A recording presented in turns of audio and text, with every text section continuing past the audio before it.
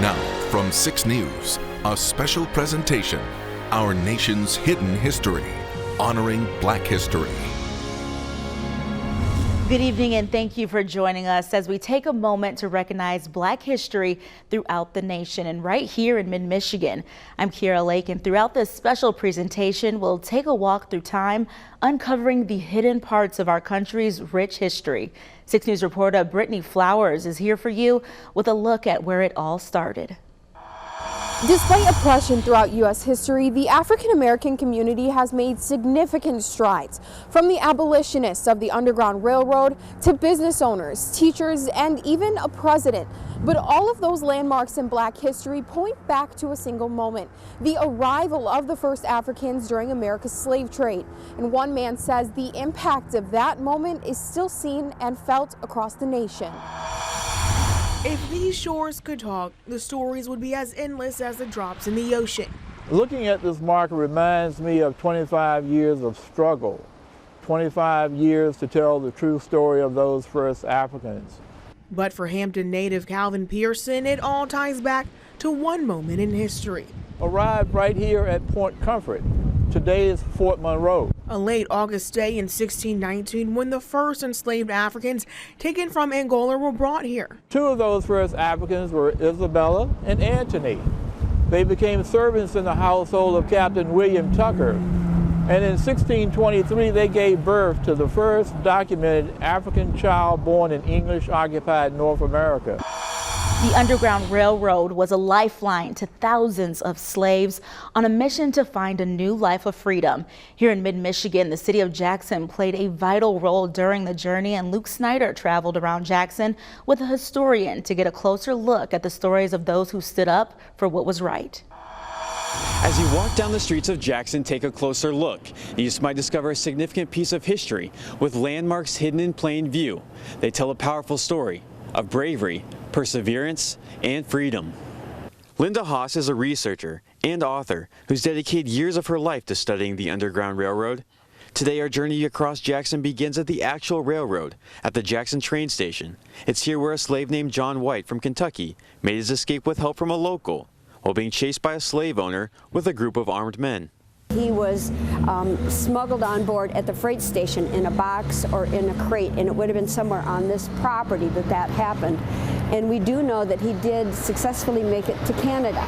So the train outran the horses and he was able to make it, and I'm sure that the train itself factored into his escape just because of the speed. Across the street from City Hall lies Bucky Harris Park, the site where 3 newspapers were founded by railroad agents looking to use their platform to speak out against slavery. The building was even burned down twice.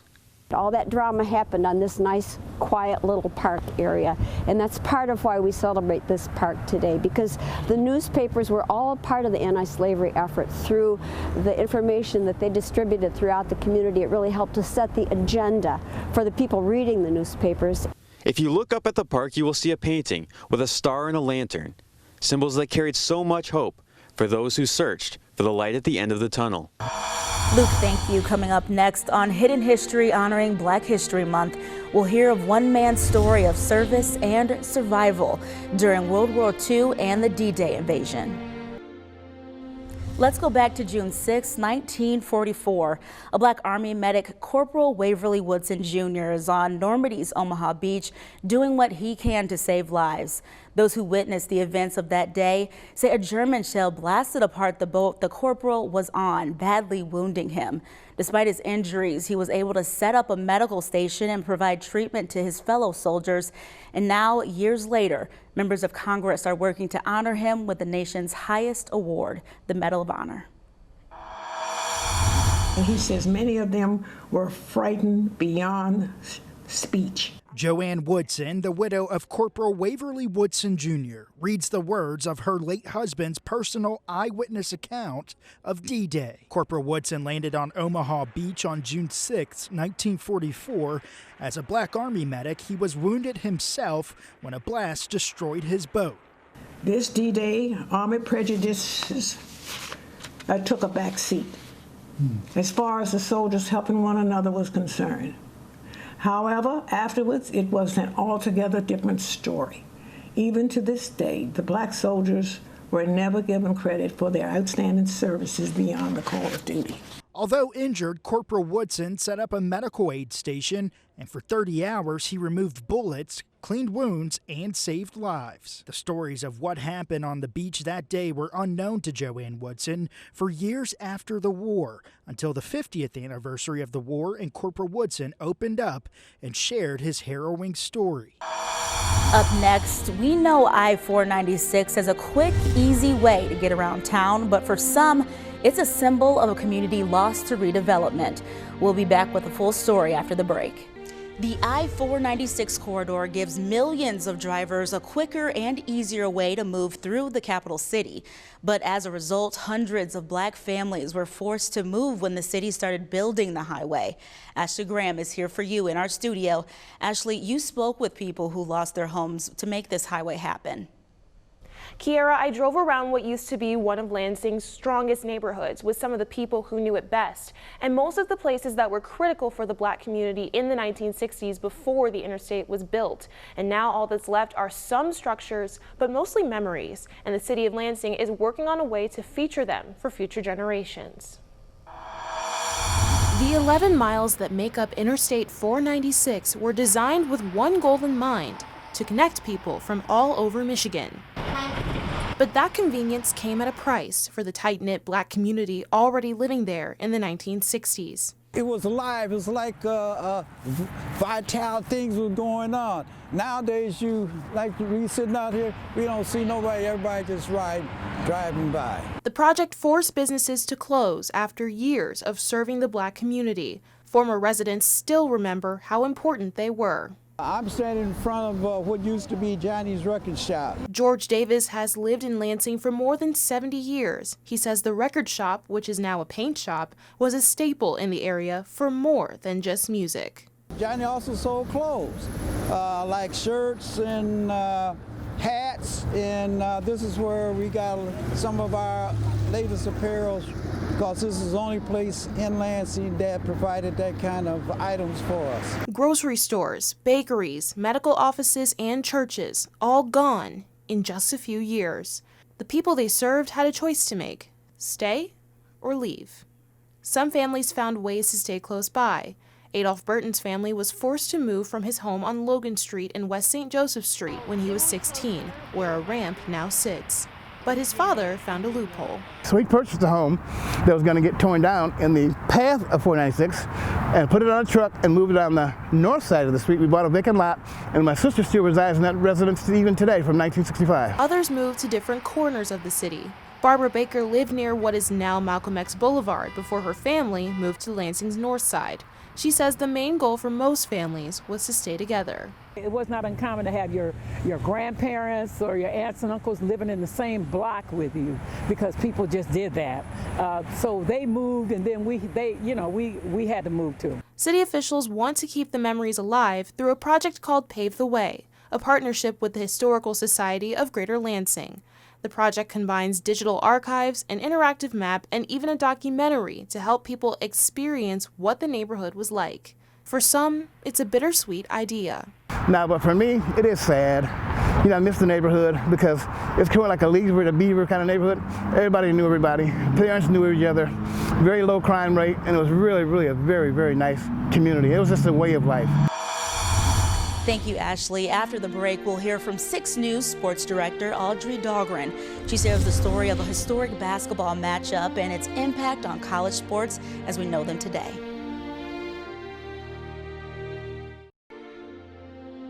Welcome back. There are so many people across the country who love the sport of college basketball. And it's a sport that's evolved in so many ways over the years, but not just because of the style of play. Our sports director, Audrey Dahlgren, explains how one game changed the color of basketball and the entire landscape of the sport as we know it. When you walk into Jennison Fieldhouse, the first thing you notice is the track. It's also home to Michigan State's volleyball team. However, when it was originally built in 1940, it was strictly used for basketball. For 50 seasons, Michigan State's basketball program called Jennison its home, but this building will also forever be known as the home to the game of change. College basketball would have eventually resembled what we see today, but it wouldn't have happened nearly as fast. We might not have had Texas Western beating Kentucky in 1966, but this game, the game of change in Jennison Fieldhouse, was a trendsetter, and it was the first time you've had a school from the SEC that would come forward and say, we'll play an all-black team. The year was 1963, and the NCAA Round of 16 matchup featured the Mississippi State Bulldogs, an all-white team from the segregated South, versus Loyola University, a team whose starting five featured 4 black players, which was unheard of back then. I give all the credit to Mississippi State coach Babe McCarthy, and his team had been the best in the league for years, but would not be able to play in the NCAA tournament because they wouldn't play integrated teams. And finally, he told his players before the season, if you win the championship again, we'll get you there, I promise. And that's exactly what happened. Guys splitting, going to different states, flying and meeting back here in East Lansing. And when they had the opening tip-off here in Jennison Fieldhouse, there were more flashbulbs going off just because it was black versus white. The Bulldogs were banned by state legislative order from playing against an integrated team, which is why they had to sneak out of the state. No one knew if there would be fisticuffs, if there would be tension, racial taunts. Didn't know what to expect, and instead they found Mississippi State to be a first-rate opponent and a team that they'd like to play anytime. Loyola emerged victorious, topping Mississippi State 61-51, and would later go on to win the national championship that season, making an everlasting impact on not only the players, but the country. The Mississippi State players didn't know what to expect when they went home. They said, oh, we lost. We're going to be met. We're going to get hatred. We're going to get hostility. Instead, they had a reception line from the airport all the way back to campus, people lining the roads, applauding them for what they had done. And the governor had to take a step back. In East Lansing, Audrey Dahlgren, 6 News. Still to come, one mid-Michigan woman shares her struggles with integration and her life moving forward. Segregation kept people separated by the color of their skin for years, and integration didn't happen overnight. Even decades after laws had changed, people were faced with challenges every day. Kaylee Martin is here for you now with the story of one woman who struggled with the complexity of integration over the years. Bretta Mckaney Trice was born in 1955. She grew up in small-town Henderson, Tennessee. During that time, segregation was still alive and popping. It was, but the rural part, actually, our neighbors were white.